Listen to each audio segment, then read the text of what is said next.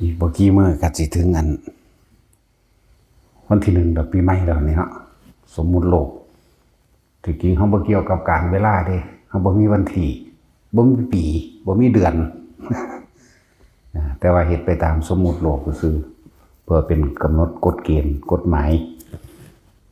ต่างๆให้ทุกคนได้รวมเฮ็ดผ้าป่าโบราณคือทุกวันที่1ของทุกปีเฮาก็เฮ็ดอยู่แล้วล่องกระชากความเคยชินในการไป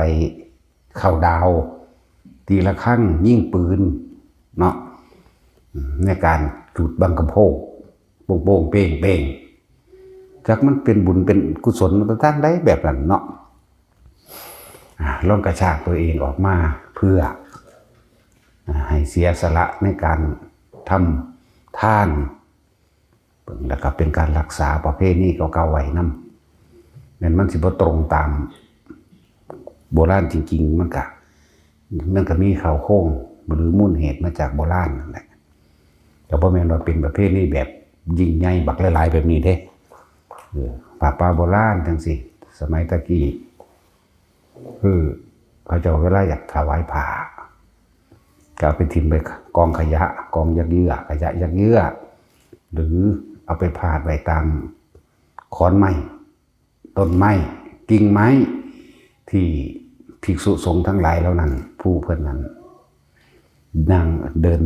ผ่านทางนั้นทางนี้เขาเจ้าก็ไปว่างไว้เขาเจ้าก็อธิษฐานในการอุทิศบุญส่งบุญส่งผลบุญคนท่านนั้นนี้ให้กับญาติของเขาเจ้าแล้วเขาจะกระหลีกออกไปแต่สงฆ์นั้นบ่ได้จำเพาะเจ้าจงว่าองค์นั้นองค์นี้เดินทางผ่านไปปุ๊บผู้เพิ่นปรารถนาที่จะเอาเพิ่นก็บังสุกุลเอานะแต่พวกเข้ากันมันหาแบบนั้นยากชั่วโมงนี้มันก็บ่อึดผาแล้วล่ะเนาะมันบ่อึดผาแล้วอีกอย่างหนึ่งก็คือฉีกประเภทนี้ออกในลักษณะว่าถ้าสิเฮ็ดผ้าป่าก็ต้องมีประธานเห็นบ่ล่ะมีประธานพิมพ์ซ่องแล่นหาประธานรองประธานแต่ส่วนมากก็พากันเน้นไปแต่เรื่องเงินเห็นบ่ซุมื้อนี้นั่นจึงบอกว่าเฮาบ่ได้เน้นเรื่องเงินหรอกเฮาเอาผ้าเน้นเรื่องผ้าก็ว่าสิเป็นกฐินบ่ว่าสิเป็นผ้าป่าจังว่าให้ทุกคนเป็นผู้นำตัวเองเฮาต้องเป็นผู้นำตัวเองบ่แม่นว่ารอให้ผู้อื่นมาเป็นผู้นำเฮ็ดหยังก็ให้เฮ็ดโดยตนเองคนที่ยังไปยืนมือขอความช่วยเหลือบุคคลผู้อื่นนั้นเฮาหาความเป็นอิสระบ่ได้เด้บ่ได้เลยเด้บ่คำว่าบ่ได้นี่คือจนถึงขั้นฮอดพระนิพพานเด้อันเว้านี่บ่แม่นเว้านิดๆหน่อยๆเด้มันเลยล่วงไปจนถึงขั้นว่าคนที่ไปนิพพานจริงๆต้องไปโดยลำพังตนเองต้องฝึกหัดปฏิบัติตนเองต้องเป็นผู้นำตนเองบ่แม่นถ้าผู้นั้นนำผู้นี้นำบ่ก็สิ่งทั้งหลายเหล่านี้ต้องมันต้องเอาตัวเองเด้เข้ามาฝึกมาหัดมาปฏิบัติด้วยตนเองมันบ่คือกันขอเขากันกินเด้เพราะแบบนั้นเหมือนบ่ซักปฏิภาณจำต้องทิ้งทุกอย่างต้องสละทุกอย่างต้องไปด้วยลำพังตนเองต้องเป็นผู้นำผู้เองปฏิบัติเองลงมือเองเด้นั่นแหละ มันชินคนที่ว่าเฮ็ดอีหยังก็ถามหมู่ถามผู้นำเขาพาเฮ็ดแนวใดผิดหรือถูกก็เฮ็ดไปนำเขานั่นแหละเนาะอันนี้เฮาถึงหมายถึงว่านำตนเองออกจากทุกข์พุ่นเด้นำตนเองออกจากการเกิดนำตนเองออกจากสิ่งทั้งหลายทั้งปวงที่มีอารมณ์ของเกี่ยวอยู่หั่นนะเฮาก็เลยต้องหัดให้คนเป็นผู้นำตนเองจากว่าล่ะฝึกมากนี่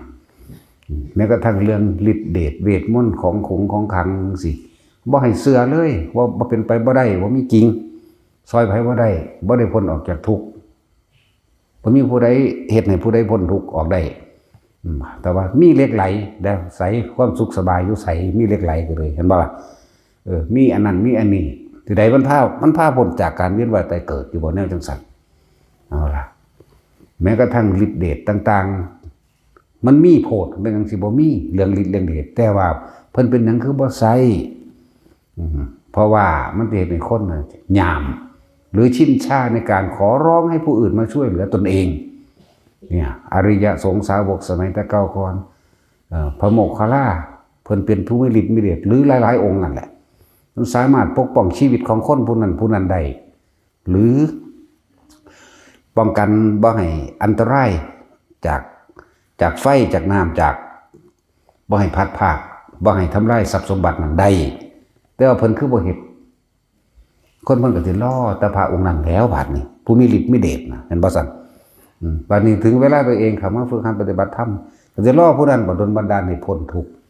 ตัวสมุนมันก็เสื่องมง่ายครับพอแห้งก็เด้โอ้ยมาพึ่งพาบารมีหลวงพ่อนี่แหละพ่อได้หอยได้แขนแม่นบ่ล่ะมันสิหอยสิแขนกันไปได้จังไดแนวโมนี่แม่นบ่ซั่นนั่นแหละคือจังเพิ่นปกป้องชีวิตของเศรษฐีอีกผู้หนึ่งบ่ให้สิ้นชีวิตในมือนั้นนี่มันก็ยังปกป้องได้แล้วก็ปกป้องทรัพย์สินบ่ให้โจรขโมยลักไปเพิ่นก็ปกป้องได้นั่นบ่ล่ะแต่ว่าเพิ่นปกป้องบ่ได้อยู่สิ่งหนึ่งเพิ่นบอกส่วนศรัทธานั้นท่านจงปกป้องด้วยตัวของท่านเองเถิดนั่นเข้าใจว่าละบาดนั่นแหละ พุทธเจ้าเพิ่นจะไปสงเคราะห์หญิงยากจนผู้หนึ่ง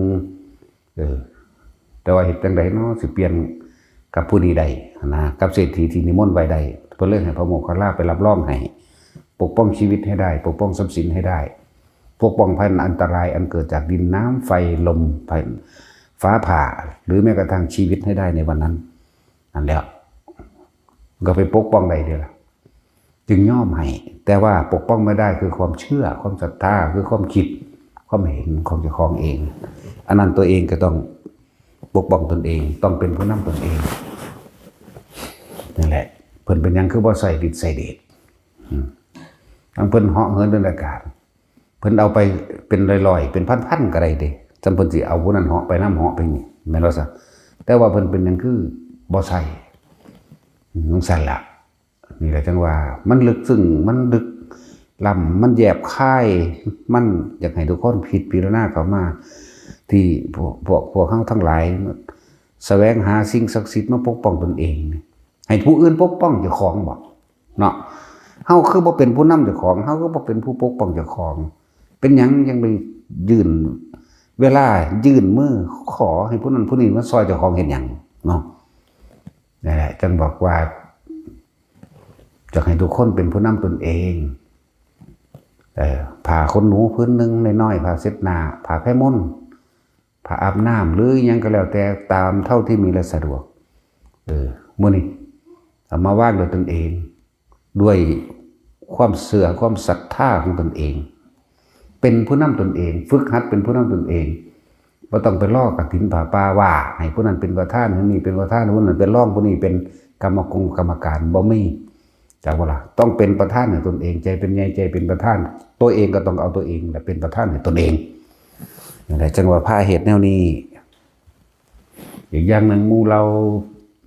ภิกษุสงฆ์ทั้งหลายที่ไปพิมพ์ซ่องเองหาเจ้าภาพเองผิดบัดดิ้นรนคนควายเพื่อตัวเองเพื่อให้เกิดลาภสักการะเข้าใจว่านี่แล้วก็ประจบประแจงคฤหัสถ์ฆราวาสทั้งหลายอีกผิดบัดอันนี้จังว่าผิดเป็นจังสิบ่ผิดไปสั่งเขาพิมพ์เท่านั้นเท่านี้เอาผู้นั้นเป็นประธานอันนี้เป็นประธานบางที่เขาก็รับด้วยความเกรงใจเห็นบ่ล่ะเขาบ่อยากเป็นดอกเขาบ่มีเขาอาไปแต่ในใจของเขาผู้ใส่ซ่องหรือผู้ใส่นั่นก็เนี่ยมันจะคิดเด้มันบ่มีเงินอันนั้นอันนี้แต่ว่าก็ได้รับปากเอาไปนั่นแหละเลยบ่เป็นความบริสุทธิ์ใจในการให้ทานเลยบ่เป็นบุญเลยบ่เป็นความสงบเนาะอันนี้เฮาแล้วแต่ศรัทธาไผมันเลยน้อยๆก็สิเป็นหยังถือว่าเป็นเรื่องบริวารมันคือเงินนี่คือบริวารเป็นเครื่องอำนวยความสะดวกอย่างหนึ่งก็เอาไปแปลงเอาตัวสิซื้อน้ำมันก็เลยสิไปซื้อของอย่างอื่นสังกะสีหลังไอเสาหรือเหล็กมันก็เลยแม่นบ่ล่ะบาทนึงเฮาก็ยังวางสิบาทนึงสลึง50 ตังค์ได้ทั้งนั้นนั่นแหละจังว่าให้หัดเป็นผู้นำตนเองหัด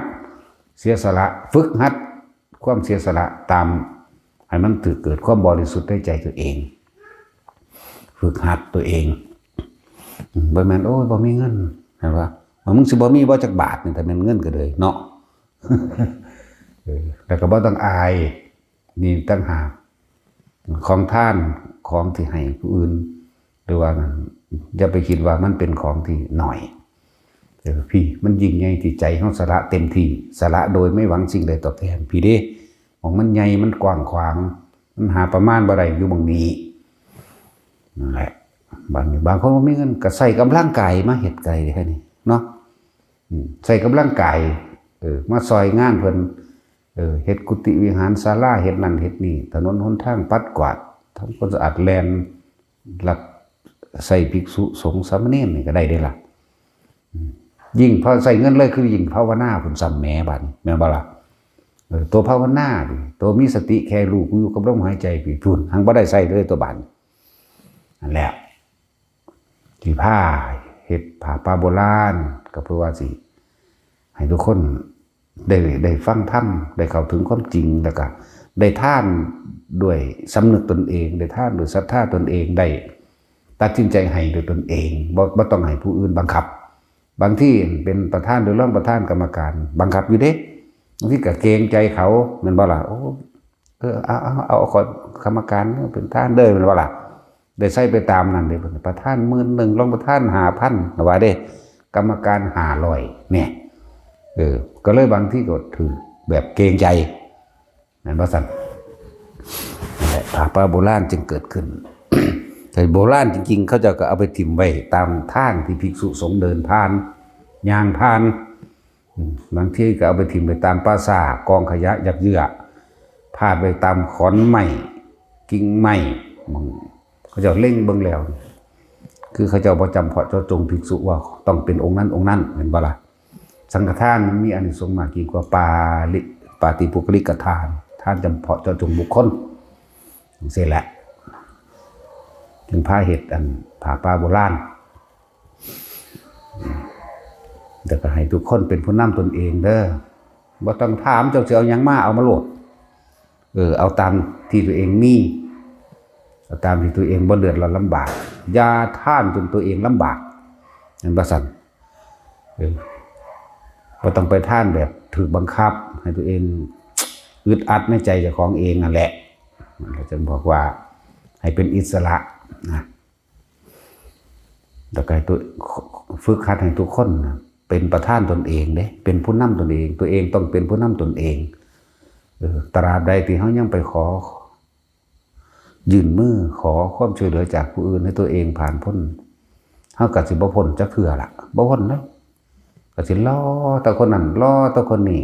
แม้แต่การปกปักรักษาไปหาสิ่งศักดิ์สิทธิ์ปกปักรักษาเจ้าของบ่มีปัญญาปานนั้นเด้เนาะ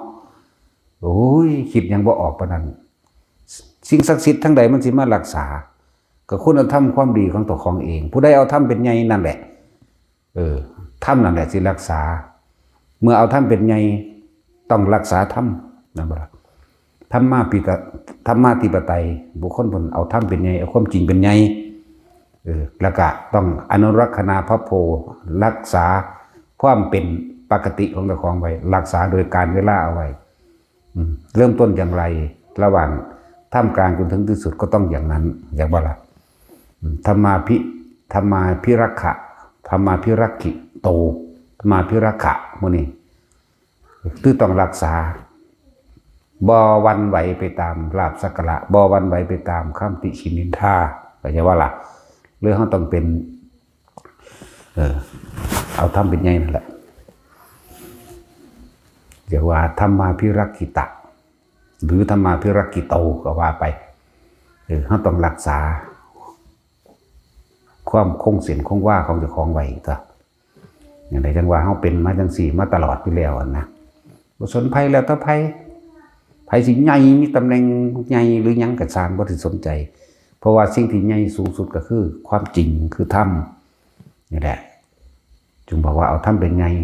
ธรรมมีกลาดธรรมราชาเอาธรรมตัวนี้หรือธรรมาธิปไตย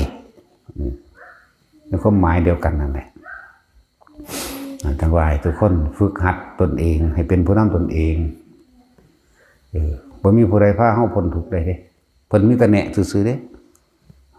เฮาต้องพาตัวเองนำตนเองต่อสิไปหาสิ่งศักดิ์สิทธิ์ทั้งใดมารักษาเจ้าของเนาะทำบุญทำทานนี่ยังก็เอาแล้วบัดสาธุเด้อบุญรักษาเทวดาคุ้มครองทางคนก็ว่าผู้ขาบ่เคยขอหยังเด้แต่เฮาว่าเอ้า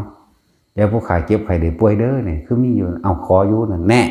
นั่นแหละมันบ่ยอมรับจักว่าล่ะ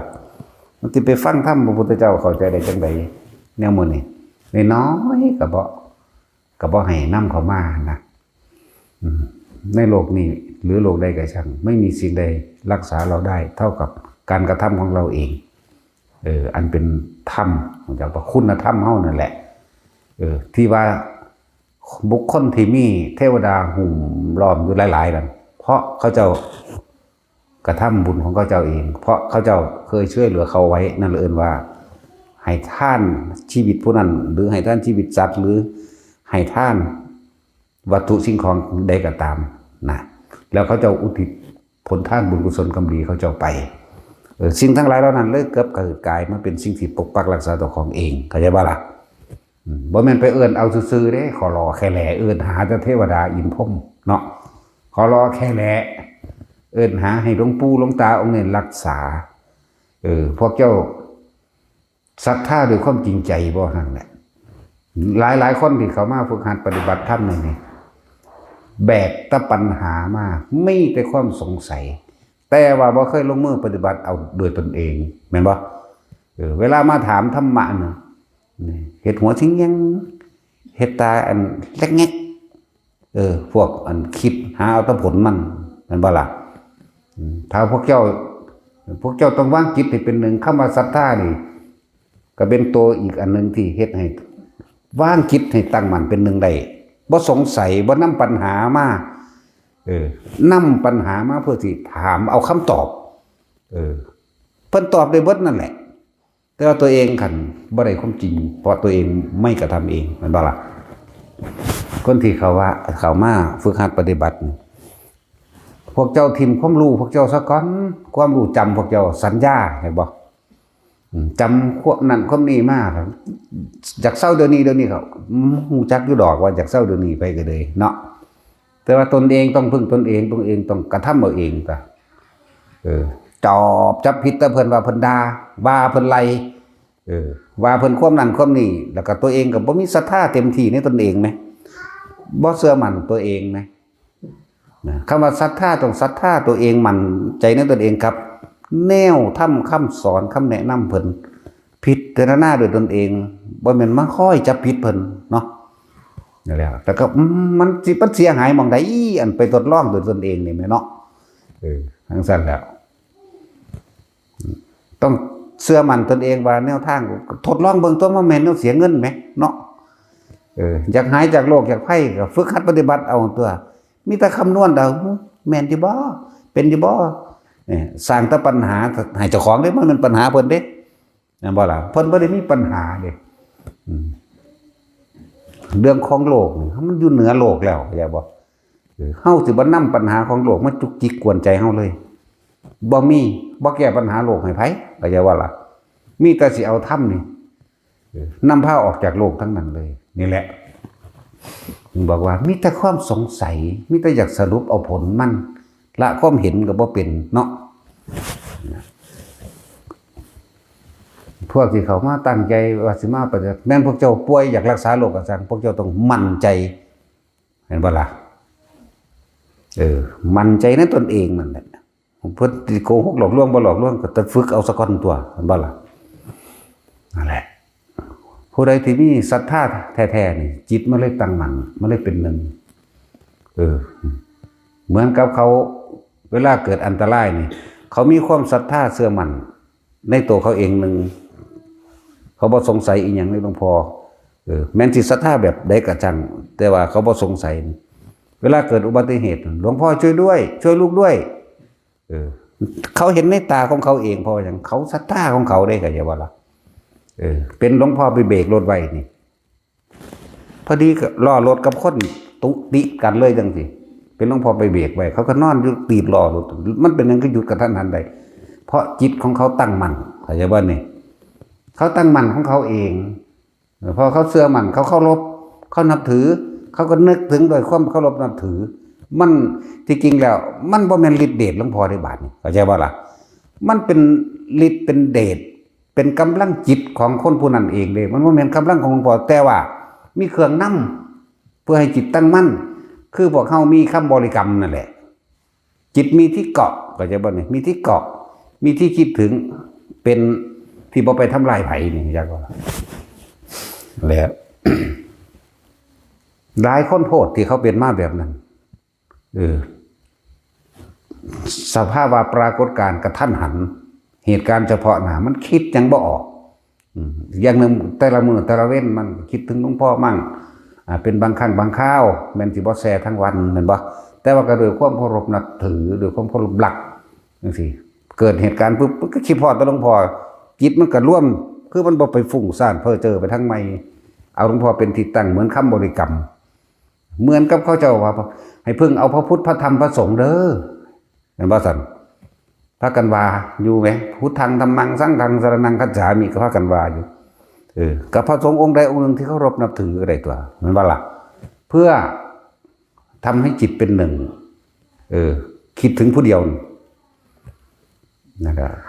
หลายอย่างที่เว้านิทานต่างๆให้ฟังคือกษัตริย์พระราชาในสมัยก่อนขี่เหล่าเมายามันเอาผ้ามาห่มแล้วไปหาขอท่านเพิ่นเข้าใจว่าเป็นพระอรหันต์เป็นว่าซั่นเพิ่นก็ใส่บาตรซุมื้อเพิ่นก็ระลึกนึกถึงซุมื้อว่าผู้นั้นแหละเป็นที่พึ่งของเพิ่นบ่ฮู้หรอกว่าผู้นั้นสิเป็นของจริงหรือของปลอมแล้วแต่ละมื้อแต่ละเว้นเพิ่นก็นึกถึงหลายเวลาเด้ตอนกลางคืนนี่เพิ่นสิเตรียมของใส่บาตรไว้แล้วเห็นบ่ล่ะนี่เพิ่นเตรียมของใส่บาตรไว้แล้วเพิ่นก็จำภาพจำรูปหน้าพระองค์นั้นเอาไว้แต่ว่าบ่แม่นพระคนผู้นั้นเป็นขี้เหล้าเมายาถึงเวลายามเช้ามามันก็เอาผ้าเหลืองมาคุ้มหัวมันคุ้มโตมันเองก็ไปหาบิณฑบาตขอทานเข้าใจบ่ล่ะกษัตริย์ใส่บาตรซุมื้อใส่ไปแล้วก็ยังเตรียมมาอีกพรุ่งนี้เราจะเอาอะไรให้หมู่เสนาบดีให้พวกข้าทาสบริวารเตรียมนี่ไว้ใส่พรุ่งนี้เด้อแน่นั่นเห็นว่าเขาคิดถึงขนาดนั้นแหละบัดนี้ตั้งให้เสนาบดีอามาตย์ผู้ใกล้ชิดนี่ไปนำเบิ่งดูเพิ่นเป็นอยู่แนวใดเพิ่นกินแนวใดบ่ได้สงสัยเด้ว่าเป็นอรหันต์บ่เป็นอรหันต์เพราะว่าเพิ่นเข้าใจเต็มที่ของเพิ่นแล้วว่าเป็นอรหันต์เข้าใจว่าล่ะเพิ่นบ่ได้สงสัยไปเบิ่งดูพระคุณเจ้าองค์นั้นหลังจากที่เฮาใส่บาตรให้ทานไปแล้วนี่เพิ่นไปมีความเป็นอยู่แบบใดมีที่พักแบบใดลำบากบ่พุ่นเขาเจ้าจิตคิดดีเห็นบ่ล่ะนั่นล่ะเสมาได้อามาตย์เสนาบดีนำไปเบิ่งไปฮอดเข้าไปในป่าทีนึงมันก็บังโพ้นแล้วมันก็แก้ผ้าเหลืองออกแล้วมันก็เลือกเอาแต่แนวดีๆกินแนวใดพอขายได้มันก็ไปขาย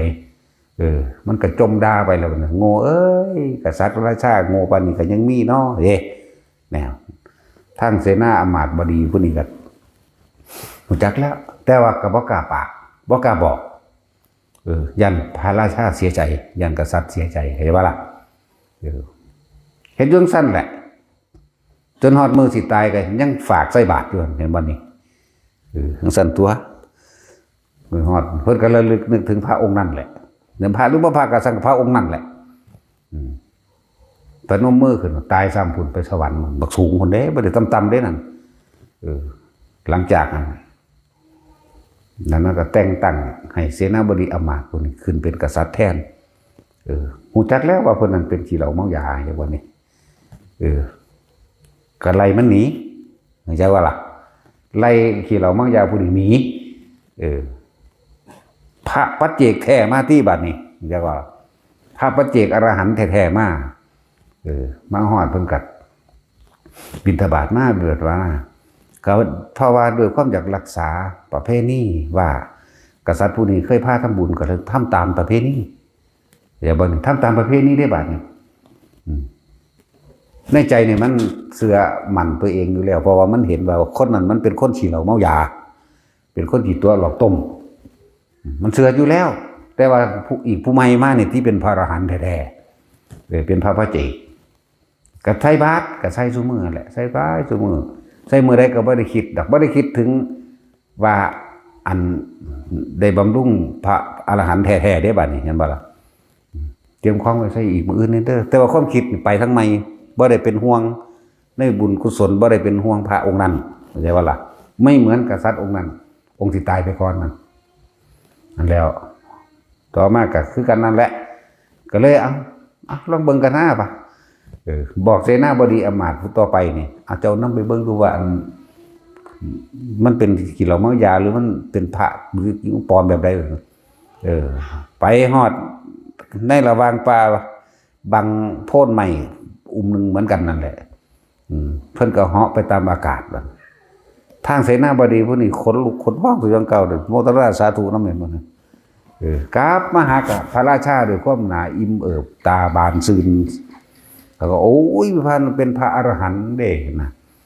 เมื่อเพิ่นไปถึงตรงนั้นแล้วผู้ข้าแอบเบิ่งมันเหาะขึ้นสู่อากาศนั่นเป็นคำเว้าเจ้าของมาตัวนั่นแหละจักบ่เพิ่นเฮ้ยกัดทำทายยิ้มๆหัวๆไปนำเขาซื่อๆแต่จริงๆแล้วก็บ่ได้มีความศรัทธาจักว่า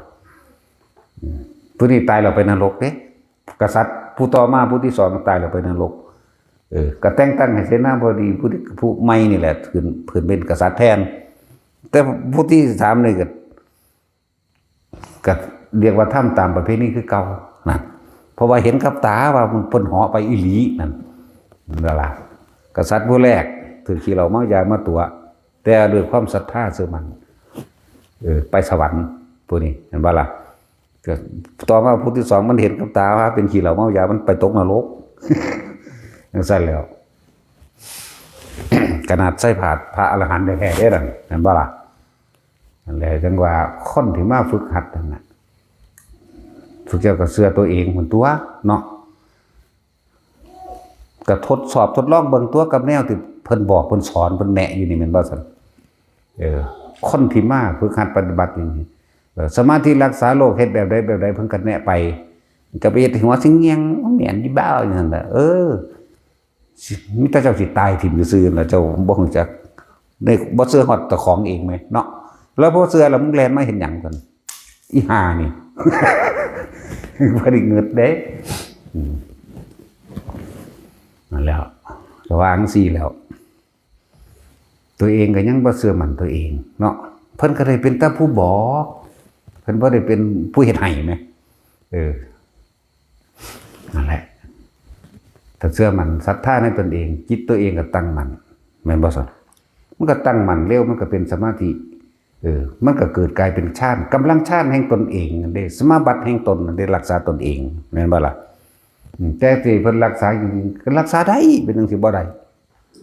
แต่ว่ามันผิดธรรมชาติ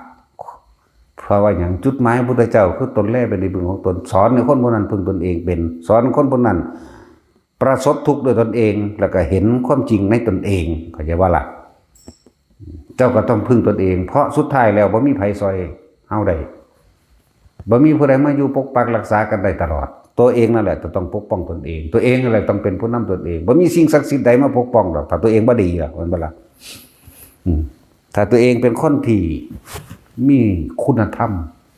มักช่วยเหลือแบ่งปันกับคนโดยบ่หวังสิ่งใดตอบแทนไผมาหลายก็เฮ็ดน้ำดีไผมาดีก็เฮ็ดน้ำดี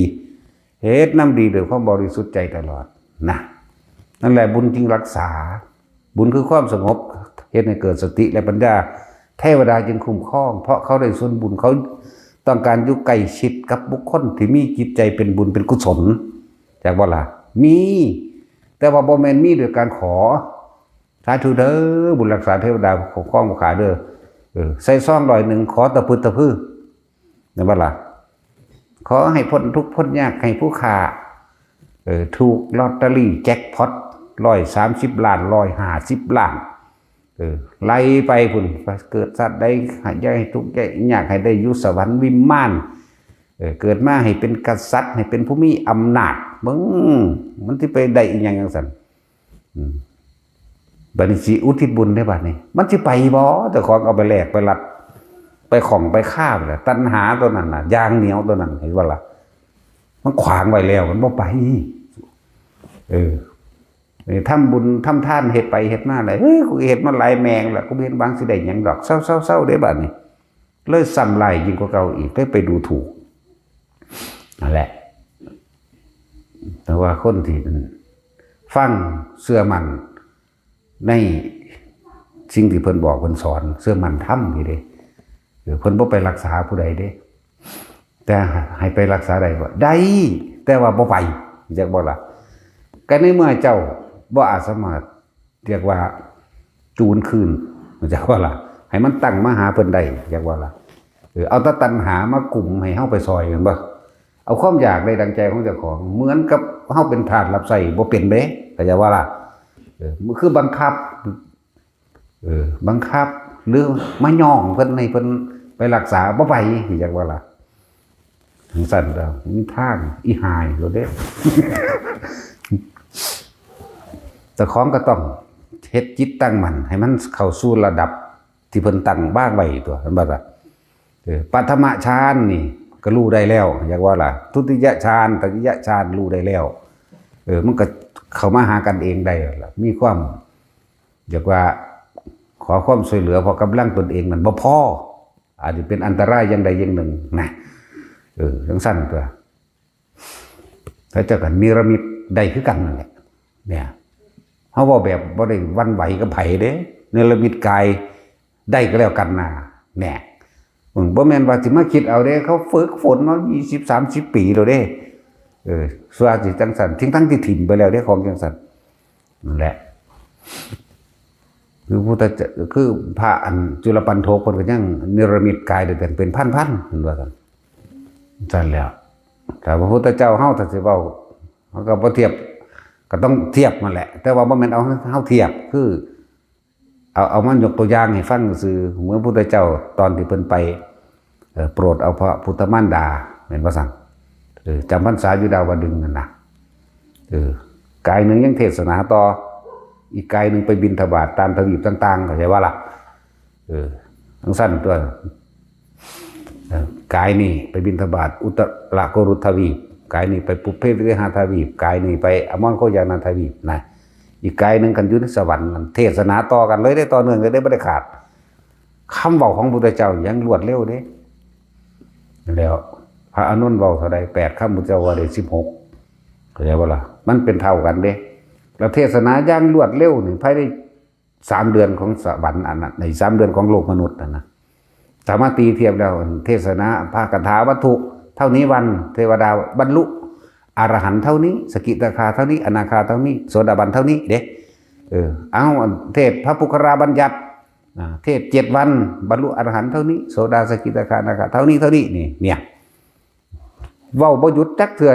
ใน3 เดือนมนุษย์เท่านี้แหละ3 นาทีครับเท่าไรวินาทีแท็กซี่กูลืมแล้ว3 นาทีครับ36 วินาทีบังกูก็จำบ่ได้คือกันกูบ่อยากจำ กูจำได้แต่3 นาทีละ3 เดือนแสดงว่าเดือนละนาทีเนาะเดือนละนาทีกลัวนั่นแหละร่างกายนี่ไปบิณฑบาตไปชูมือเด้จักว่านี่คือเมตตาหาประมาณบ่ได้นี่แหละอัปปมาโนพุทโธเมตตาอันหาประมาณบ่ได้ของพระพุทธเจ้าเพราะว่าในโลกพวกนั้นบ่มีพระพุทธเจ้าอุบัติขึ้นแต่ว่าไปเฮ็ดเพื่อให้เขาเกิดความจำติดตาแล้วก็ดึงคนลงมาเกิดในโลกมนุษย์นี่ซะก่อนเป็นเบื้องต้นเข้าใจบ่ล่ะประเทศนาอยู่โลกของเขาการเกิดเป็นทุกข์ความแก่เป็นทุกข์ความเจ็บป่วยไม่สบายเป็นทุกข์เขาบ่ทุกข์เด้เขาบ่ได้เก็บเขาบ่ปวดเขาบ่ป่วยเด้เขาบ่ได้มีโรคเด้พวกกันในทวีปต่างๆอันอื่นโลกต่างดาวนั่นโลกมนุษย์อื่นนั่นน่ะเขาบ่เฒ่าได้บาดหรืออายุ200 ปีจากมื้อนี้ถึงเวลาแล้วเขาก็ฮู้จักว่าเอ้าสูบลงมาจักหน่อยแล้วตัวเห็นบ่ล่ะถึงเวลาตายแล้วตัวนึงเขาก็ไปนอนตายแล้วเด้พวกนี้นั่นซั่นแล้วสิเอาหยังไปสอนเรามันบ่ได้แก่บ่ได้เก็บบ่ได้ป่วยบ่ได้แบบนั้นคือเขายอมรับแล้วแล้วก็ในโลกของเขาบ่ได้ชกชิงวิ่งเล่าเขาไหม บ่มีการปล้นกี้ลักฆ่าข่มขืนบ่มีเด้มีผัวมีเมียเหมือนกันแต่เขาก็คู่เดียวเลยแม่ว่าล่ะตายก็ตายไล่ๆกันนั่นเด้เห็นว่าล่ะเขาเจ้าบ่ได้แบบมนุษย์เด้บ่ได้มีการขี่ตัวโกหกหลอกลวงบ่ได้ขี่สอตอแหลบ่ได้ทำลายใส่ร้ายผู้ใดเด้จังซั่นแหละใน3โลกนั้นมีแต่โลกมนุษย์แหละสมบูรณ์พูนสุขเต็มรูปแบบปัดทุกอย่างอนิจจังทุกขังอนัตตาอยู่ในนี้เบิดเขาอนิจจังกับอนัตตาอยู่แต่เขาบ่ถูกเรียกว่าแต่คนบ่ป่วยมันสิไปสอนว่าจังได๋ซั่นเนาะเขาบ่ปวดแขวคือเฮาเด้เห็นบ่ล่ะจังซั่นแล้วเวลาเขาปวดท้องท้ายเขาปวดอยู่แค่ว่ารู้สึกได้เลยปุ๊บเขาก็บ่ได้มีส่วมอีกเป็นนางย่อนๆลงหันแผ่นดินแวกออกพอตะทายจบแล้วปุ๊บมันก็หุบเอาคือเก่านี่มันเป็นจังซี่เด้ของเขานั่นเขาก็มีแต่ผู้คนผิวพรรณสวยงามอีกรูปร่างหน้าตาก็งามอีกสมดุลเบิดสิไปว่าจังไดเขาบ่เฒ่าเขาบ่ป่วยเขาบ่ได้ปล้นจี้ฆ่าข่มขืนเขาบ่กินเหล้าเมายาเขาบริสุทธิ์บ่ได้ในศีล5จักบัดนี้แล้วพวกเฮามันมุนเบิดฆ่าคนตายคักๆก็จังชนะได้ไหมเนาะนั่นแล้วจังซั่นแล้วนี่พูดถึงว่าการเนรมิตกายเพื่อไปโปรดสัตว์บ่แม่นแค่นั้นเด้พวกเฮาบ่เข้าใจพวกเฮาบ่รู้ซะด้วยซ้ำไอ้ที่ยิ่งกว่านั้นก็ไปอีกแสนโกฏโลกธาตุพุทธเจ้ากระจายแยกภาคเนรมิตกายออกแต่ละโลกเพื่อให้เกิดความสนเทหรือจดจำติดใจเพื่อสิว่าเวลาตั้งแต่ตายมันมาเกิดสวรรค์ของโลกมนุษย์ไปจังบัดนี้บ่ได้มันสวรรค์เขาก็มีสวรรค์เขาเรียกบัดนี้โอ้ยมันเป็นไอ้กินไตเรื่องนี้เว้าได้โพดแล้วสิเว้าพวกเจ้าฟังว่าก็เพราะสำนักแหละเนาะว่าเข้าใจกันดอก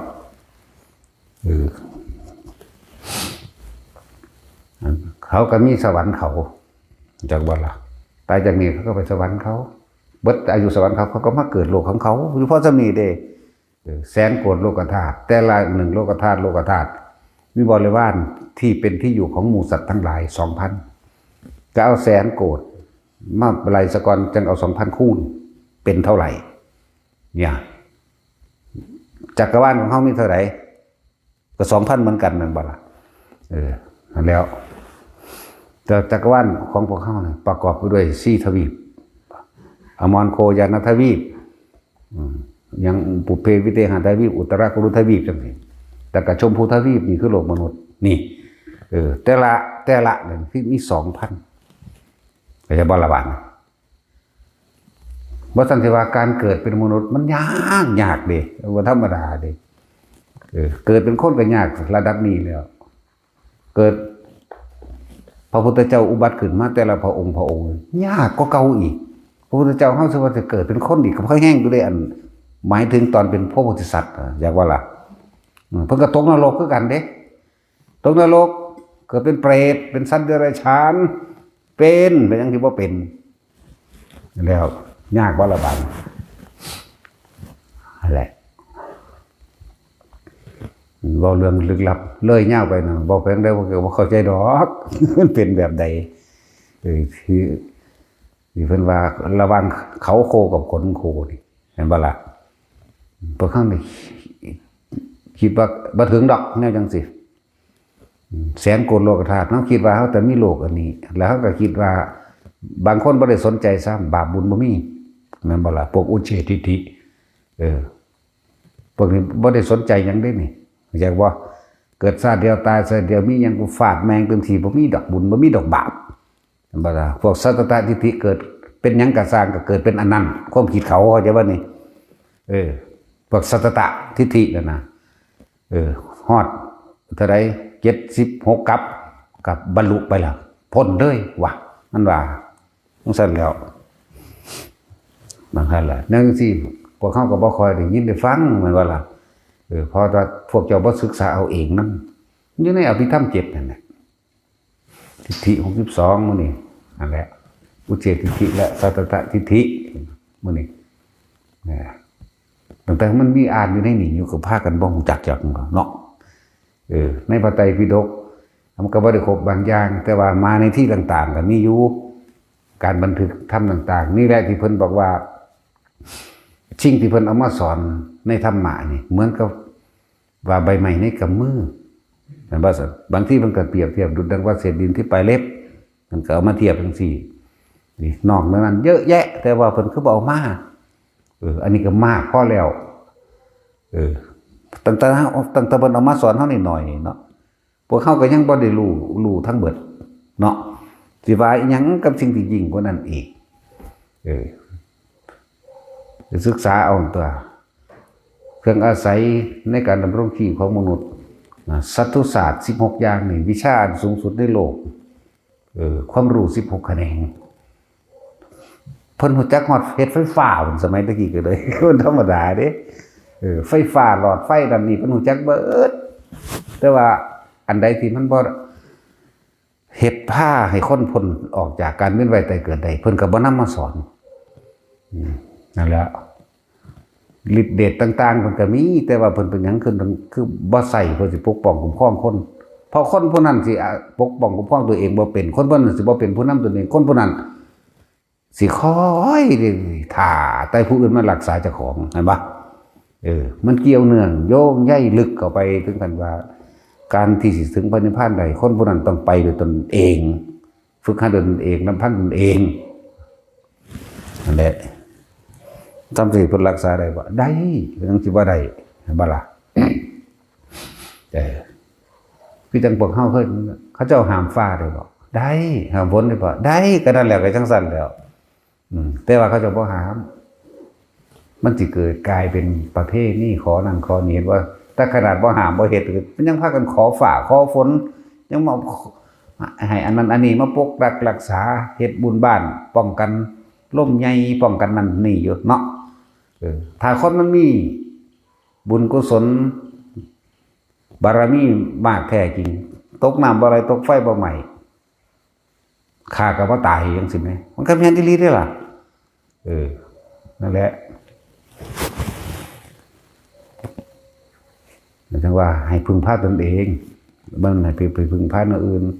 ซุมื้อนี้พวกได้ขอร้องเทวดาอินพรหมเต็มอยู่เนาะขนาดบวชเข้ามาแล้วก็ยังพากันไปเฮ็ดพิธีชุมนุมเทวดาหรือให้เทวดามาปกปักรักษานั่นนี่อยู่เนาะเห็นบ่ล่ะให้เทวดายังว่าในระดับหนึ่งอยู่อันให้ผีให้นาคนี่นะแม่นบ่ซั่นคือเฮาเคยอ่านว่าโอ้ยพญานาครักษาวัดนั่นรักษาพระธาตุนั่นพระธาตุนี่ถ้ารักษามึงปล่อยมันห่างหาแม่มึงบ่แม่นบ่ล่ะแม่นบ่ล่ะ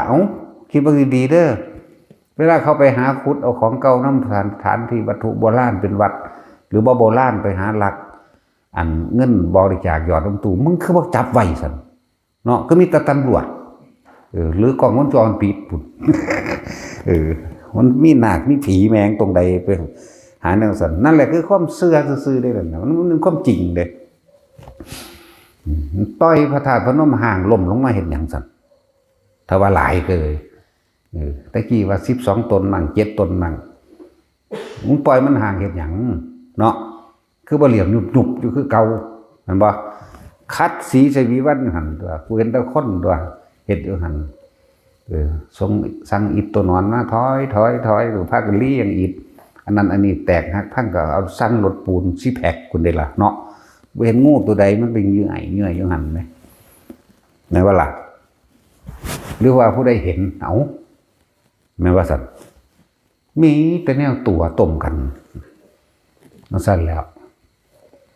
คนก็เลือกซอยเหลือตัวเองบ่ได้ว่าแต่เหตุอีหยังเขาสาธุเด้อโลดให้ผู้นั้นผู้นี้มารักษามันรักษาได้จริงๆมึงรักษาบ่ให้เจ็บบ่ให้ปวดบ่ให้ป่วยบ่ให้ตายบังดูมันรักษาได้บ่ล่ะนี่แม้ความจริงนี้บ่ได้ธรรมชาติที่มันเป็นของมันแบบนี้นะแต่เจ้าบรรละปัญหาของเจ้าเองนะพวกเจ้าเอาตัณหาแล้วมาเป็นปัญหาพวกเจ้าความสงสัยแล้วมาเป็นปัญหาละปัญหาแต่ของให้มันได้ที่จะสงสัยอย่างที่เนาะเสร็จแล้ว หรือมาคอยถ้าจับผิดอยู่นี่ก็มีเนาะที่มาคอยถ้าสงสัยนั่นนี่แต่ว่าบ่ลงมือทำให้มันข้ามความสงสัยไปได้มีแต่ขาดคะเนเอาแบบนั้นแบบนี้โอ้แต่เรื่องบุญบารมีนั่นบารมีเนี่ยนั่นบารมีหามยังมึงยังเกิดอยู่เนาะมึงยังทุกข์อยู่ได้นี่เว้ากันไปพุ่นน่ะบ่แต่เดียวอันยังถ้าเว้าเรื่องบารมีสูงเกิดเป็นกษัตริย์จักรพรรดิเกิดเป็นนั่นเป็นนี่เนาะเกิดเป็นหยังกระสังตัวมึงนั่งขมออยู่เดี๋ยวนี้อยู่มั้ยรถแท็กซี่ตอนเกิดเป็นหมานี่คือบ่เว้าแน่โอ้ยแต่กี้กูเกิดเป็นแมงข้ามคือบ่เว้าเกิดเป็นแมงคับคือบ่เว้าเกิดเป็นหวกเกิดเป็นกบเกิดเป็นปูเป็นปลาเป็นลิงนั่นใส่เดือนคือบ่เว้าเนาะมันจะบารมีห่างมาตัวทั้งใดนั่นแหละตกนรกมากที่สุดก็แล้วกันเป็นเปรตเป็นสัตว์เดรัจฉานมากที่สุดแม่นบ่ล่ะเอาสมมุติว่าคนผู้นั้นตกนรกเลยเอาจักล้านชาติเกิดเป็นคนที่หนึ่งแล้วตกนรกอีกล้านหรือตกนรกอีก2 ล้าน3 ล้านหรือ10 ล้านชาติเป็นเทวดาที่หนึ่งเข้าใจบ่ล่ะจากเทวดาเราลงนรกอีกแน่ที่หนึ่งเห็นไหมนั่นว่าธรรมดาเด้คือบ่ระลึกศาสตร์ตอนไปตกนรกเลยถือไฟใหม่แบบใดอยู่กระทะอยู่อันพื้นดินถือภูเขาอัดบดแบบใดถือก้อนหินใหญ่กิ่งไรทับแบบใดกระโดดลงน้ำเพชรดำแสบดำเข้มถูกน้ำลัดขาดเป็นท่อนๆแบบใดเขาฟันปากแบบใดเนาะธรรมดาเด้เขาไม่ได้บอกน้ำรูปภาพที่เขาเขียนไว้น้ำขังฝาผนังเด้ว่าน้ำเจ้าของเป็นเอาเองมันจักว่าล่ะบ่ได้ดีเด้นี่มีแต่ตกนรกบ่ได้ขึ้นสวรรค์จักเทื่อหามึงนี่มีแต่ตกนรกลึงแล้วเอาว่าแท็กซี่มึงอยากลึงนรกคือกูวะเอาเรื่องสั่นนี่ก็รถไฟรถให้มันล่องชิ้นกับนรกลงเบิ่งนั่นแหละโดดลงน้ำเป็นตะกินเด่นน้ำมันก็เลยมันหิวมันบ่ล่ะถืออันนึงคลื่นเครื่องหำมาตั้งหลังยังนะเสียงฟ้าผ่าในหัวนี่บ่ธรรมดาเด้ไปอย่างเปียปาตึงตั้งขึ้นมานี่แล่นบัดนี้เมื่อยฮ้อนเหงื่อสัตว์ออกเด้เคยได้ก็เกิดเป็นแม่น้ำอยู่ทั้งหน้าเสียงน้ำซาเป็นแต่แสบของมันหิวอยู่แล้วเนาะเพื่อได้กันแลนโห่ลงไปเลยเฮ้ยก็ว่าลงไปกินน้ำแบบโดดลงไปที่โมแมนที่ยิ่งกว่าน้ำกรดอีกเด้นั่นแหละลงไปแล้วเจ็บแสบปวดร้อนแล้วอันน้ำหนามเกี่ยวจากมันไม่ให้ทั้งใดดอกมันก็ดึงของมันเอาเองด้วยมันเท่าดึงเด้ขาดออกเป็นท่อนๆตายแล้วก็ไปฟื้นขึ้นมาหม่องเก่านั่นแหละแลนลงมาอีกเสร็จแล้วนรกขี้เท่าร้อนบัดนี้เวทนานีนรกอันบอกเมื่อกี้นี่ถึกนรกขี้เท่าร้อนพวกเขาเคยกีกบกีเขียดกีปลาแนวใดเอาละระวังกับแบบเดียวกันเลยกับเฮากีหอยกีตะกะแตนกีปลาดิบๆมื้อนี้เอาลองเบิ่งเด้อผู้ใดบ่พ้นเสร็จไม่มีกีบัดใช่เราเฮ็ดแบบโหดเหี้ยมเนาะเฮ็ดแบบทรมานหลายแบบเว้าเรื่องเจ้าของตกนรกเด้นี่บ่ได้เว้าเรื่องผู้อื่นเด้นี่เป็นมาเบิดเว้าเรื่องเบ็ดบักใหญ่เสียบนี่เสียบมันกระดานแล้วทอดออกตานี่ก็นับบ่ได้ก็แล้วกันตอนมันเป็นตายแล้วฟื้นตายแล้วเป็นอยู่หั่นแหละเจ็บปวดอยู่หั่นแหละแล้วก็นั่งกินใส่เดือนบัดนี้สิเคยเดือนอันเหนียวนั่นเด้มันไม่ได้อยากกินเด้ความจริงมันนั่งลงมันก็เกิดกลายเป็นกระโปงบางไงตัวอยากว่าล่ะกระป๋องบางไงบ่แม่นกระป๋องคือซุมือเลยเด้เป็นคือโคกหินนี่นะเป็นปุ่มจับกินกลืนลงไปกับอุกกะอักกะอ้วนนี่ในท้องเฮานี่แซ่ขึ้นหม่องกระดานหน้าผากระเบิดออกนี่จักโตได้หั่นบ่นี่เป็นล้านแต่ของก็เที่ยวเกิดเที่ยวตายอยู่ในหั่นธรรมดาบ่ ไส้เดือนบัดนี้ไส้เดือนใหญ่ก็กินเห็นว่าฮอดยามใส่เบ็ดกบพวกกันรู้จักใส่เบ็ดกบสิรู้จักเนาะไส้เดือนใหญ่เฮาตัดเป็นท่อน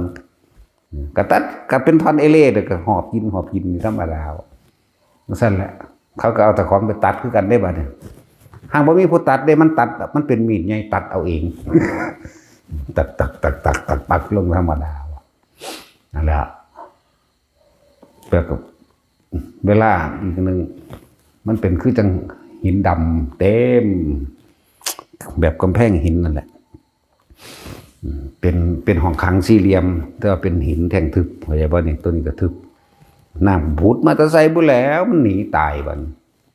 ดันขึ้นน้ำกับเขาดังเอานี่ก็หายใจเอาน้ำระเบิดมึงอีกตายดิเรียบไปแล้วเป็นอีกธรรมดาบอกมันถือต้มเดือดอีกเด้ว่าขาปลามาต้มจื้อได้ขนาดเลยอันนี้ก็เลยตาเฮากับขังไว้5-6 มื้อแล้วปลาเค็งหลายตัวเติบ7 ตัวนี่ล่ะบัดนี้เอามันลงไปซะก่อนแล้วก็เอาหอมกับพวกลงไปตะไคร้ลงไปเอามาปีกพวกนั้นมันหิวไหมมันก็กินล่ะเนาะเอาน้ำใส่กระทะไว้เสียบปลั๊กไฟฟ้าแล้วเอาคิดว่าน้ำค่อยๆห่อนไหมนั่นแล้วมันตายดึงตากระสวดออกขาวๆหลอกๆเลยเฮ็ดเบิดเด้เราเรื่องแต่ของตกนรกบ่ได้เว้าเรื่องอื่นบ่ได้เรื่องผู้อื่นได้นี่บ่ได้มันไปเห็นมาแค่นั้นเด้เป็นมาแล้วอันนี้เว้าเรื่องเทคโนโลยีสั่นแล้วนั่นแหละพิสูจน์เอาให้ก็เลยเว้าแต่ของเป็นเด้บ่ที่เว้าเรื่องไปสวรรค์มันบ่ไปจักเทื่อนะก็เลยว่าอย่ามาพึ่งบารมีหลวงพ่อนี่เด้อบ่มีมีแต่ตายเป็นผีนรกอยากบ่ล่ะผีนรกนั่นแหละอยากให้ทุกคนฝึกหัดศึกษาด้วยตนเองเฮ็ดเอาเองชาติก่อนเฮ็ดกรรมใดไว้ก็บ่รู้ว่าคำว่าชาติก่อนบ่แม่นติดกันเด้อาจสิล้านชาติที่แล้วแสนชาติที่แล้วหมื่นหรือพันชาติที่แล้วหรือ7 ชาติที่แล้ว8 ชาติที่แล้วหรือชาติเมื่อกี้เพราะว่าการให้ผลของกรรมมันบ่แน่นอนเสมอไปแต่ก็เป็นตามความหนักความเบาของมันเด้เห็นบ่ล่ะคารุแปลว่ากรรมอันหนักอากินกรรมทำเป็นประจำมื้อนี้อาสนกรรมเวลามันมาให้ผลจังซี่แล้วตัดร่อนชีวิตไปจังซี่ตัวเองเฮ็ดเองได้หั่นชาติก่อนทำกรรมใดไว้ชาตินี้รับผลกรรมนั้นชาตินี้ทำกรรมใดไว้ชาติหน้ารับผลกรรมนั้นเด้เอาเขาก็สิทำมันเฮ็ดหยังเนาะจิตเจตนาเป็นตัวกรรมตัดตรงที่ความคิดนี่ก็อย่าบ่นี่จะคิดอิจฉาริษยาไผจะจากได้ของไผจะไปปล้นขี้ฆ่าไผจะไปทำลายเบียดเบียนผู้ใดเสียชีวิตและทรัพย์สินอีหยังเถอะนี่หยุดตัวคิดนี่ได้ล่ะตัวที่หยุดมันได้ก็ดีนั่นแหละให้ตัวเองเป็นผู้นำตัวเองได้บัดตัวนี้บ่มีผู้ใดหยุดให้ไผใดได้เนาะเห็นบ่บ่มีผู้ใดหยุดความคิดให้ไผใดเด้นี่เห็นว่ามันมาบังอัตหิอัตโนนาโถตนแลเป็นที่พึ่งของตนเนาะแม่นบ่สัตว์มันบ่ได้คืออดอยากขอกันได้เด้อดอยากบ่มีข้าวกินขอแน่ก็ให้ได้อยู่บ่มีเสื้อผ้าแน่ได้อยู่ขอเงินก็ให้ได้อยู่แม่นบ่สัตว์ขอความเชื่อขอความเห็นให้บ่ได้ขอความคิดก็ให้บ่ได้แม่นบ่ล่ะพวกเจ้าต้องฝึกหัดตัวเอาเองพวกเจ้าต้องเฮ็ดเอาเองพวกเจ้าต้องเป็นผู้นำเอาเองเด้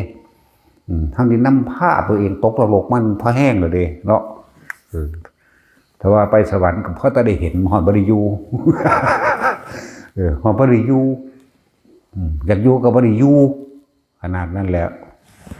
มันว่าแมนคนบุญได้หรือคนบาปจากวันนี้นั่นแหละพวกเจ้าต้องฝึกหัดเอาเองเป็นผู้นำเอาเองนะพอทุกคนหนีบ่พ้นเลยความตายชีวิตเป็นลี่อยู่ไสไผสิมากันเจ้าเอาสิ่งศักดิ์สิทธิ์มันอยู่ไสมาป้องกันตายให้แน่นั่นบ่ล่ะผู้มีเหล็กไหลก็บ่ป้องกันแก่เก็บตายได้หมอก็บ่รักษาความแก่เก็บตายได้เด้ มีแต่ตายแต่หมอก็ยังรักษาตัวเองบ่ได้อยู่เนาะมันก็แก้เก็บตายคือกันกฎหมายก็บ่เห็นว่าสิออกห้ามแก่ห้ามเก็บห้ามตายแม่นบ่ซั่นซั่นแล้วบ่มีสิ่งศักดิ์สิทธิ์อยู่ไสมันคือบ่มาป้องกันแก้กันเก็บกันตายบ่ล่ะขอผีสางนางไว้ขอพญานาคขอพญาครุฑขออีหยังนั่งกวักกับหนังบักบองบักแก้วอิหยังก็หันอ่องป่องโลกขาดสารอาหารอิหยังแต่สิคุณลุงกุมารทองกุมารทองว่าซั่นเอาไปมานั่นโอ้ยสารพัดแต่คนเอามาเพื่อสิให้ปกปักรักษาเจ้าของอิหยังก็ชู้ชกก็มีเอามาเป็นของหาลาภนะหาลาภแม่มึงบอกก็มาว่าขอทานมันจะเอาหยังมาให้สูชู้ชกก็เอามาบัดนี้ผู้ใดบูชาสู้ชกบ่อึดบ่อยากว่านะโอ้ยทั้งอึดทั้งอยากจนจังว่าขอทานแล้วเทพนั่นเทพนี่โอ้ยถ้าอยากให้เขารักษาตัวเองก็ต้องรักษาตัวเองให้เป็นสักคนตัวนั่นบ่ซั่น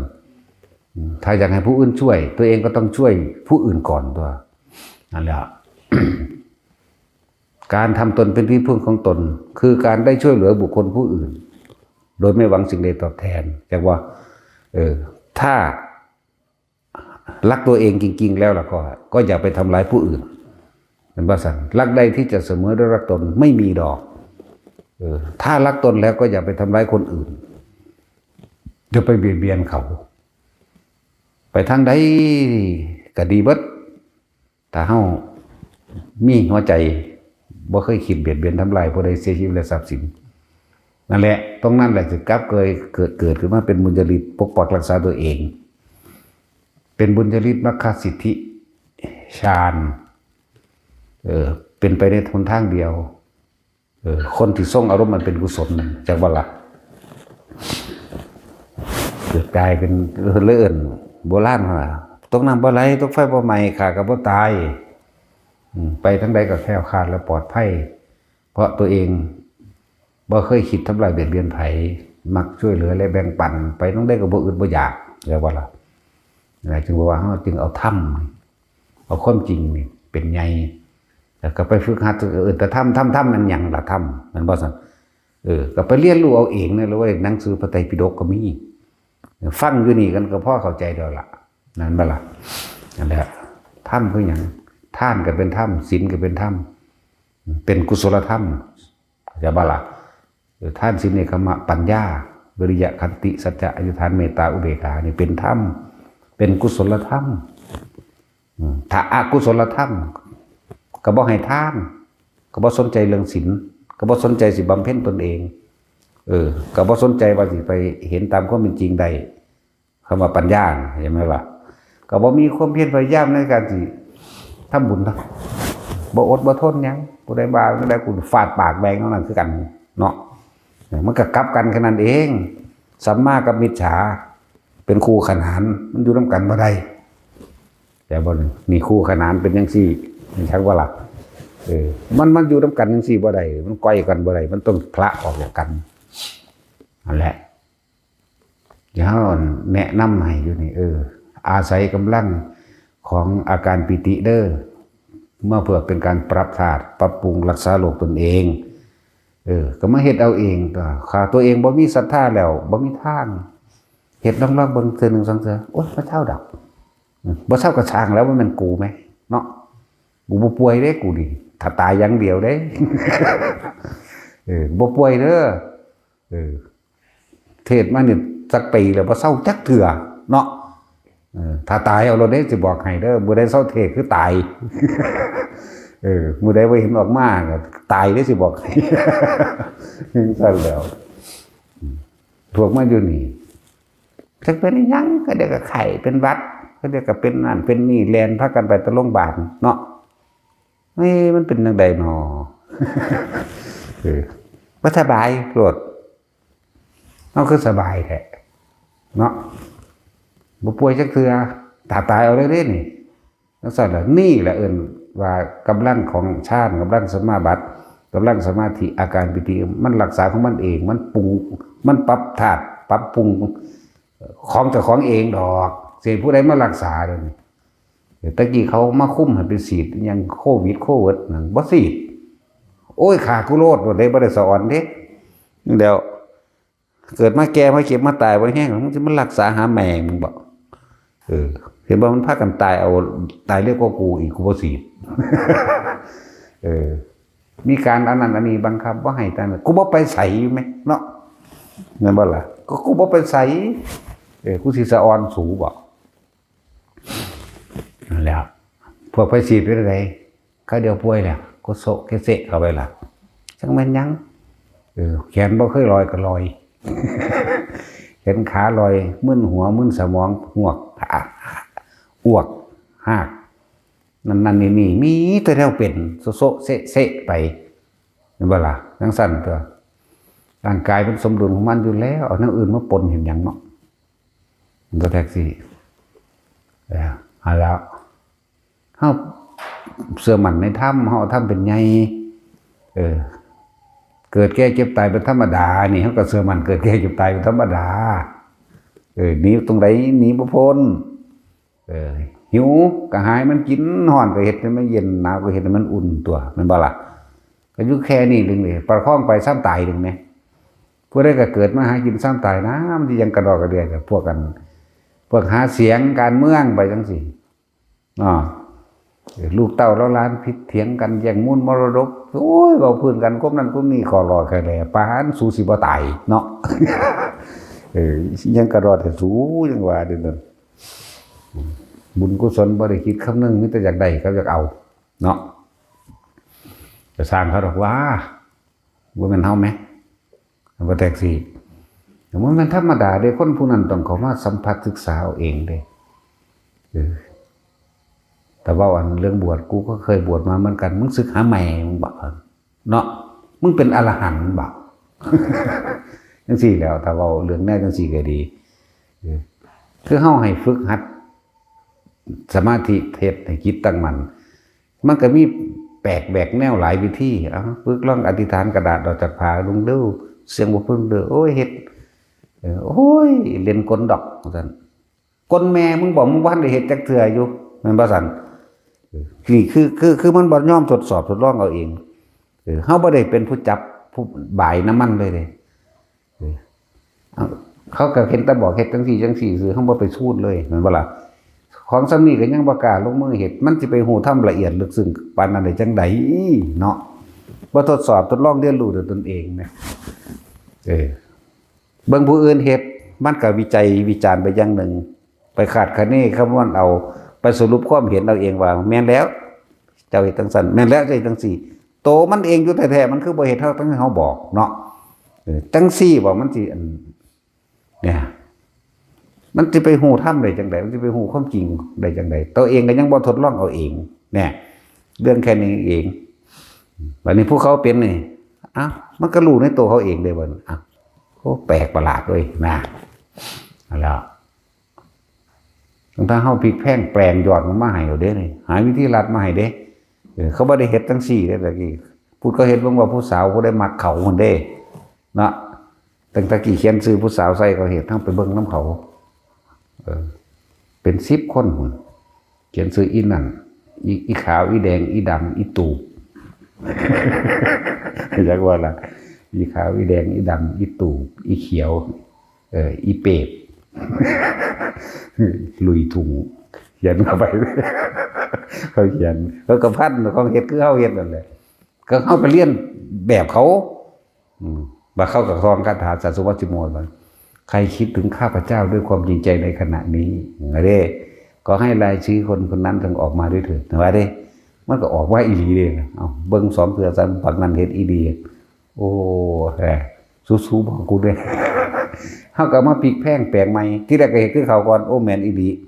ต่อมาก็มาเฮ็ดภพภูมิมานี่ต่อมาก็บ่งผู้ใดตายแล้วไปใส่ต่อมาก็เฮ็ดสิ่งวัตถุสิ่งของ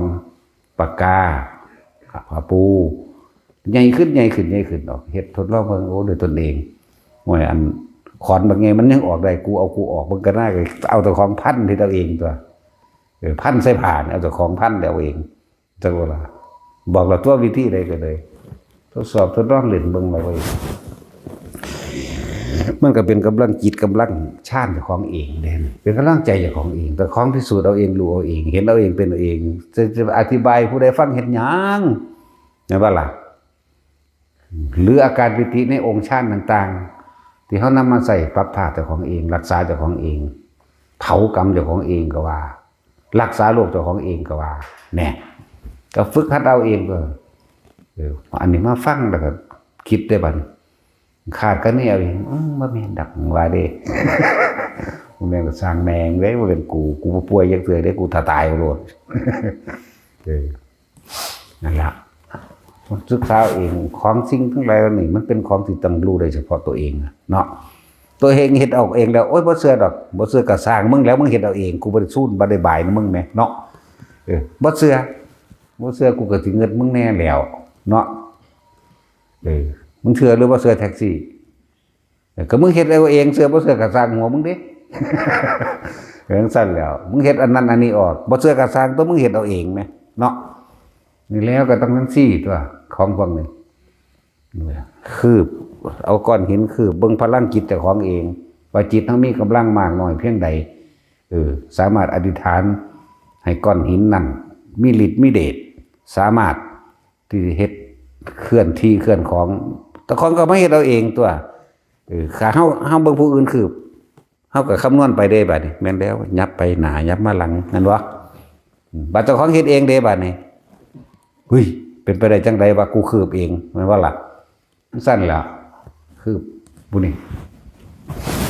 หลายแบบ คืออาการปิติสั้นโยกแต่เป็นผู้อื่นเบิ่งเฮาแม่นแล้วเฮ็ดเอาเองนั่นบ่ล่ะคือว่าเฮาสั้นเอาเองเฮาโยกเอาเองปัจจัยของมาเฮ็ดแล้วก็เป็นที่น่าอัศจรรย์บ่ล่ะนั่นแล้วและเหนือกว่านั้นไม่มีบ่ล่ะน่ะนั่นแหละฝึกเอาตัวเพื่อให้เกิดจิตมีกำลังมือมีกำลังแล้วมันก็สามารถประหัตประหารปัญหาได้ของตัวจากบ่ล่ะละตัณหาก็จะนำปัญหามาจากว่าเข้ามาสงสัยนั่นนี่สร้างเป็นปัญหาให้ตัวเองเนาะบ่เป็นปัญหาเพิ่นเด้บ่เป็นตัณหาเพิ่นเด้เพิ่นบอกซื่อๆเด้ได้บ่ได้ก็สร้างเด้เนาะสอนบ่ได้ก็นรกสอนมันยากอีหยังเด้ว่าสร้างซั่นเนาะกูมันตกนรกเมื่อไหร่ได้พอกูสอนบ่ได้สิไปสวรรค์ก็บ่ให้เข้าถึงไปเข้าไปหลังใดก็บ่ให้เข้าหิแม่มึงนี่เนาะนั่นแหละจังว่ามาฝึกมาหัดมาเฮ็ดเอาเองตัวเอาตัวเองทะลุออกจากผาได้แล้วเอาเท่าก็บ่ได้คาดคิดได้อันเรื่องว่ามันทะลุออกจากห้องได้แต่เวลาแท็กซี่กูก็เอาผ่าจังซี่แล้วพันกูเองหังบ่เป็นมือพันจังซี่เด้โอ้ยสุก็มีปัญญาสมองยังสู้ได้เถาะเลยเฮ็ดจังใดก็เลยแต่ผู้อื่นมาพันได้จังใดเจ้าของโตบ่ไงปานนั้นเนาะก็เฮ็ดคืออันปากกาก็ได้ตัวนอนลงไปดึงผ้ามาทับเจ้าของก็ดึงส่วนไว้ดีๆก็กิ้งทับไปตัวบัดนี้แต่ผู้ใดรู้จักวางจิตไปแล้วบ่ต้องว่าคาถาก็ได้เห็นบ่ซั่นตอนแรกมันบ่รู้จักว่าสิว่าหยังเป็นธรรมดาคนเฮาต้องจิตต้องมีเครื่องเกาะซะก่อนแต่เฮาก็เกาะสิ่งว่าซั่นเพิ่นสิพากับบริกรรมพุทโธมั่งธัมโมมั่งสังโฆมั่งบ่หรือแม้กระทั่งว่าการที่สิก้าวอีหยังขึ้นซะก่อนต้องนะโม3จบก่อนต้องพุทธังธัมมังสังฆังก่อนแม่นบ่ซั่นที่จริงบ่ว่าก็ได้แหมแม่นว่าล่ะบ่ว่าก็ได้เด้ล่ะซั่นแล้วแต่คำว่านะโมเนี่ยเฮาจนว่าอยากลืมแต่ว่าเฮาว่าในอื่นแทนคำไหว้พระของเฮาในประจำจิตนั้นอยู่แล้วก็นมัตถุพุทธนังเด้ล่ะจังซี่เด้ไหว้พระนี่ก็ดีบ่ว่านะโมก็ได้ก็นะโมมันอยู่นี่อยู่แล้วอยากว่าใจเจ้าของแล้วทำความเคารพนอบน้อมพุทธเจ้าทุกพระองค์ทำความเคารพนอบน้อมกับเคารพนอบน้อมพุทธเจ้าองค์นั้นคำว่านะโมตัสสะภะคะวะโตอะระหะโตสัมมาสัมพุทธัสสะก็เลยเป็นบ่ล่ะเดี๋ยวก็แปลเอาตัวแหละถึงถ้ามันเป็นแล้วน่ะมันง่ายๆได้บัดนี้มันเป็นแล้วเดี๋ยวมันจะง่ายแต่ว่าเป็นมันบ่ง่ายเด้สิไปว่าหยังกับคนเบิ่งซื่อๆบ่ทดลองเนาะเอาตัวเองออกจากผาได้แล้วก็ไปยืนพิงห้องซื่อๆประตูหน้าต่างล็อกไว้เข้าใจบ่วามไปใดออกมาข้างนอกประตูได้เสยไว้แม่งว่ากูสิเข้าไปเอาของในห้องได้จังได๋ประตูมันล็อกจังซั่นแล้ว งัดตึงตัวบัด บัดจะเข้าไปมันเข้าไปบ่ได้คือจักว่าเข้าไปคือเก่าเด้อตอนมันออกมาเนี่ยมันบ่ได้คิดจังมันออกมาได้แม่ออกจากห้องล็อกไว้หน้าต่างก็ปิดเบิดเด้บัดนี้มันจะเข้าไปที่นี่เห็นบ่ความอยากเข้าใจบ่ความอยากน่ะเป็นปัญหากลุ่มเข้าจังได๋ก็เข้าบ่ได้มื้อนี้กูพางคิดแบบใดบ่นั่นเห็นบ่มันค่าคิดอยู่นั่นกลุ่มเฮ็ดอยู่หั่นแล้วก็บ่ไปโอ้ยอันนั้นอันนี้ก็สิเสียถึงเวลาไปหันไปนี่ก็แม่บ่ได้เดียวงัดหน้าต่างเติงอยู่ เบิดฤทธิ์จักว่านั่นว่าแม่นฤทธิ์ดอกมันเป็นอีหยังที่ว่างๆมันจังออกมาแล้วก็ฝึกได้บาดนี้โอ้มันเป็นเอาเองได้ตัวนี้ฝึกไปฝึกมาอยู่หั่นแหละได้มั่งบ่ได้มั่งได้มั่งบ่ได้มั่งเฮ็ดไปมาโอ้มันเป็นแบบนี้เฮ็ดไปแหละแล้วกระทั่งเฮ็ดตัวร้อยมันฝึกเอาตัวอยู่แนวนี้อยู่ในนี่มีแนวเล่นหลายก็ดอกแม่นบ่ล่ะฝึกตัวผ่าจนชำนาญจนทะลุออกจากห้องได้เดินพาต้นไม้ภูเขาได้ตัวแน่หาวิธีแนวมื้อนี้มาสอนมาเอาเฮาเป็นแนวนี้ก็เอาแนวนี้ตัวมาบอกเนาะเฮาบ่เป็นเฮาสิเอาหยังมาบอกอยู่นี่เขาเจ้าเป็นอย่างอื่นเขาเจ้าก็เอาแนวอื่นตัวมาบอกแม่นบ่ซั่นเขาเจ้าเก่งกสิณจังซี่เอาแม่สิบอกวิธีฝึกกสิณให้เจ้าไปต้องไปอยู่ป่าผู้เดียวอีกแม่นบ่ล่ะผู้ใดฝึกกสิณดินก็ไปหาดินสีอรุณจากดินสีอรุณบ่บุดินแดงๆจักน้อยนั่นแหละมาชาท่าพอดี1คืบกับ4ข้อมือเจ้าของเองตุลูดไปนะ1คืบกับ4ข้อมือเจ้าของเองเฮ็ดเป็นดวงกสิณก็ไปนั่งอยู่ผู้เดียวบัดนี้หาตังหาโต๊ะมานั่งปัทวีกสินังปัทวีกสินังอยู่หั่นจนกว่าสิสำเร็จจำภาพได้ซะก่อนรับตาเห็นมื่นตาเห็นรับตาเห็นมื่นตาได้เป็นเสมอกันแล้วก็ส่งอารมณ์แซ่ไว้กี่แห่งว่ากี่เป็นอุเบกขาดีๆแล้วมันก็จังสิเปลี่ยนเป็นภาพนั้นภาพนี้ได้จังสิเป็นประกายพึกได้ก็บัดนี้ใส่เวลานานซ้ํอันนี้เฮาลัดให้เด้นี่เห็นบ่ล่ะบอกตามตรงกสิณ10เฮาเป็นเบิดนี่เข้าใจว่าล่ะที่แรกนั่นนะที่เฮ็ดบ่ได้รู้โตเลยบ่จักหยังเลยนั่นน่ะกสิณน้ำนอนเมดอยู่ซ่านน้ำยังว่าอยู่น้ำเป็นคลื่นนั่นน่ะมันเป็นคือซ่านน้ำเลยไหลไปกลางน้ำหมดเด้แต่ว่าตอนเฮาบ่ได้คิดหยังเฮาเป็นอารมณ์เป็นหนึ่งแล้วจิตเป็นหนึ่งแล้วนี่เกิดกลายเป็นประกายพึกจักบ่ล่ะหังบ่เป็นทรงบ่เป็นวงกลมแบบมีขอบเด้ยุบแต่ว่าเป็นทรงกลมจักบ่ล่ะแล้วเปลี่ยนปุ๊บไปจะฮู้ยังเห็นยังได้เบิดได้บาดนี้ตันแล้วแต่มาก็เอามาปรับเอาตัวเนาะเขาไถนาอยู่ก็เฮ็ดได้ได้บาดนี้หมายถึงเป็นกสิณดินเอากูคือเป็นแนวนี้กันตัวบาดบ่จักหยังเด้อเฮ็ดไปนั่นแหละสีเขียวก็เบิ่งต้นไม้ซื่อๆก็เป็นบ่ได้ไปตัดวงกลมอีหยังสีขาวก็เหลียวเบิ่งอันยังที่มันขาวๆก็ได้จังซี่แล้วเดี๋ยวบางปลายใหม่ไปไผที่มันรู้ไปรู้มามันก็สามารถจับภาพได้ไปมันธรรมดาอันแบบบ่จักหยังดอกอันนั้นแต่ว่าจับมันได้ว่ามันทุกคนเห็นแบบนี้ซื่ออันนี้พวกเจ้าบ่มีเวลาปานนั้นดอกมาฝึกเอาหาวิธีมาโหลดสิเฮารัดให้ได้นี่เห็นบ่ล่ะเดี๋ยวว่าเอาผลมันมาให้แต่ละคนแต่ก็ฝึกเอานี่แหละจังน้อยเลยเนาะครับด้วยแล้วถ้าเป็นการทรงอารมณ์มันเป็นกุศลบัดพุทธเจ้าทุกพระองค์ก็สอนให้พวกเฮาทรงอารมณ์มันเป็นกุศลคิดเป็นกุศลบัดนั่นแหละที่แรกเลยสัพพะปะปัสสะก็จะมาขันติปรมังตะโพแน่สังอารมณ์ก็มีความอดความทนรักษากุศลไว้ในบริษัทก็นั่นแหละก็มีความเพียรพยายามนั่นเลยห้อยคนเฮาต้องมีความพอใจในการที่ท่านใดสิ่งหนึ่งสำเร็จเบิดเด้เห็นว่าพวกเขาพากันสวดมหาธารณปริตอยู่มาแล้วอย่างนัตถิฉันทสหานินี่มีความยินดีมีความพอใจเห็นบ่นี่พอใจในธรรมอันนี้กุศลอันนี้นัตถิธรรมเทศนายหานินี่ฟังธรรมเป็นนิจมีความยินดีพอใจในการสิฟังธรรมไกลกว่าระเบียบหน้าธรรมนัตถิยังอีกบัดนี้วิริยัสสหานิเห็นบ่ล่ะเนี่ยเกิดความเพียรพยายามในการกระทำนั้นไปเรื่อยๆนัตถิวิปัสสนายหานิมันก็รู้แจ้งจริงๆตามความเป็นจริงได้โดยความเข้าใจซะก่อนก็จะบ่นี่ความเห็นเป็นไปตามความเป็นจริงวิปัสสนายหานิ ต่อมากับนัตถิสมาธิทัศหานิเกิดความตั้งมั่นขึ้นในตนเอง แล้วก็นัตถิวิมุตติยาหานิเองว่าล่ะก็เข้าสู่โหมดแห่งความหลุดพ้นในตัวนั่นเสร็จแล้วนัตถิฉันทสหานินัตถิธรรมเทศนายะหานินัตถิวิริยัสสหานินัตถิวิปัสสนายะหานินัตถิสมาธิทัศหานิเมื่อเฮามีความเห็นตามความเป็นจริงได้แล้วสมาธิจิตมันตั้งมั่นได้ง่ายอะไรว่าล่ะเมื่อมันตั้งมั่นได้ง่ายแล้วถ้ามันบ่หวั่นไหวกับสิ่งใดสิ่งหนึ่งที่มากระทบกระทั่งมันก็วิมุตติยาหานิแปลเบิ่งในปัญญังเนาะอยู่ในมหาธารณกฤษนั่นแหละบ่แม่นว่ามันสิ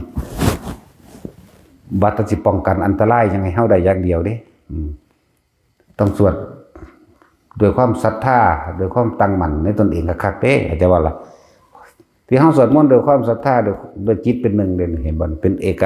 คตาจิตเอกคตาลมจิตเลยมีกำลังขึ้นมาเองก็เลยต้องอาศัยบทนำเรานั่นแหละเข้าใจว่าล่ะคือคำบริกรรมนั่นแหละจริงๆมันบ่ยังมากเลยแต่ว่าอีกแบบนึงเด็กน้อยในสมัยพุทธกาลมันเด็กน้อยขอทานไปนอนอยู่ใต้เกวียนเขาเนี่ยแหละพอดียักษ์ซีนี่มันมาหากินคดเรียกว่าล่ะพอดีมันไปเห็นเด็กน้อยมันกำลังสิเดมือมันละเมอซื่อๆได้นั่นเด็กน้อยมันละเมอมันเคยเข้าไปหาขอท่านระวัดท่านว่ามันเคยยินเขาเว้าคำนมัสการเบิ่งเจ้ามันเลยละเมอมันก็เลยว่านะโมพุทธัสสะว่าซั่นยักษ์ซุ่นพอจะตัดแตะขามันเท่านั้นฮ้อนวูบเลยแล้วมันละเมอเด่นขนาดละเมอเด่นนะโมพุทธัสสะก็ฟังนะโมพุทธัสสะนะโมธัมมัสสะนะโมสังคัสสะคำเต็มมันก็นอบน้อมพุทธเจ้าเหมือนนะโมตัสสะภะคะวะโตล่ะเพราะเป็นสั่นมันเฮาภาวนาพุทโธแหละพุทโธกับผีญาณเนี่ยจากบ่ล่ะเนาะตั้งแต่กับผีเจ้าของนั่นแหละว่าเป็นผีนั่นอื่นดอกคนที่ภาวนาคนที่ทรงฌานเจริญฌานแล้วม่านทั้งหลายมันสิมาเฮ็ดอีหยังเฮาได้เอาหอดม่านใหญ่ทั้งหาพุ่นกี่ขามาพิธีกิเลสม่านคันตม่าน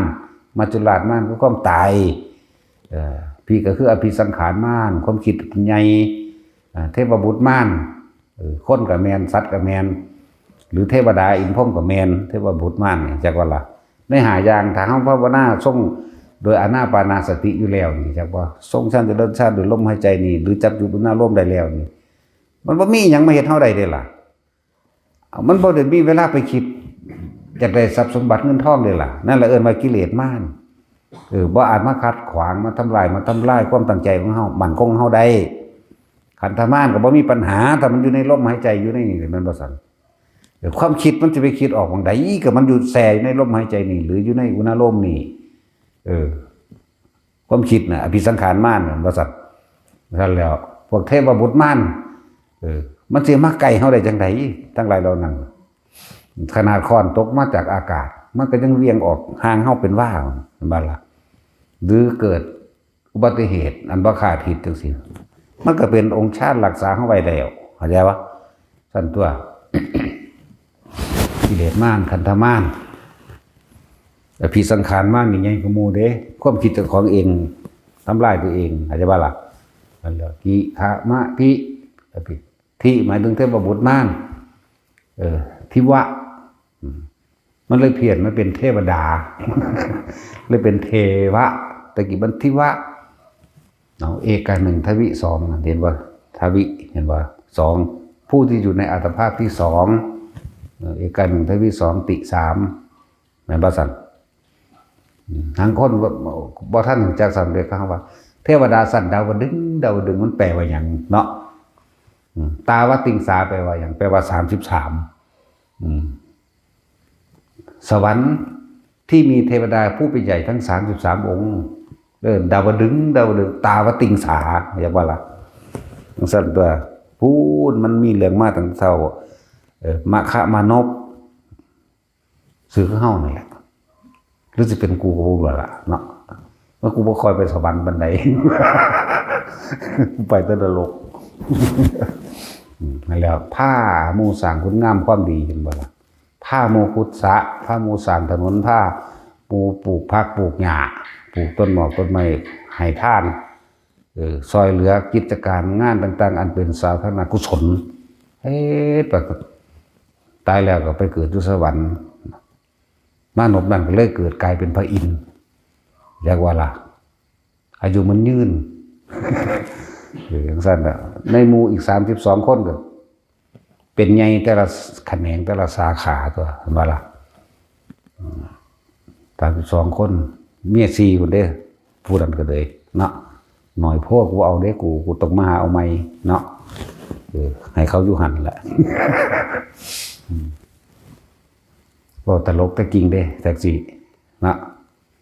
มึงอยากโหมึงกับเข้าชั้น4ถอยลงมา3ก็ไปเบิ่งเอาตัวเนาะ